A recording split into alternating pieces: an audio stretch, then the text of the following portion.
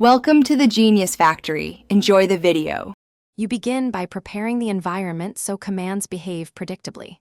First, check your account privileges and plan whether you need an elevated prompt. Using admin changes what you can modify. Once done, open the prompt via Start, Win+R, or Windows Terminal and navigate to the target folder with CD so you start in the right context. Make sure essential tools like Git or Python are on path and that script execution policies or developer mode are set. This avoids permission surprises later.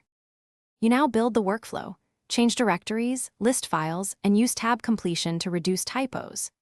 Execute commands directly. If output is large, pipe it to find or more, or redirect to a file for later review.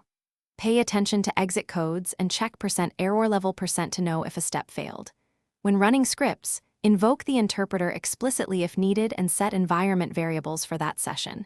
Using exact paths prevents ambiguity. Make sure to test commands with safe inputs before applying them to critical data.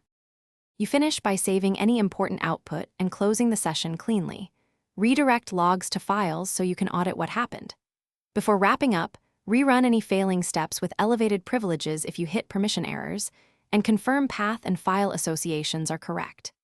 If something still goes wrong, rerun with verbose or debug flags so you see detailed errors, inspect %error level % for exit status, and revert recent changes if necessary. That single troubleshooting step usually reveals the root cause quickly.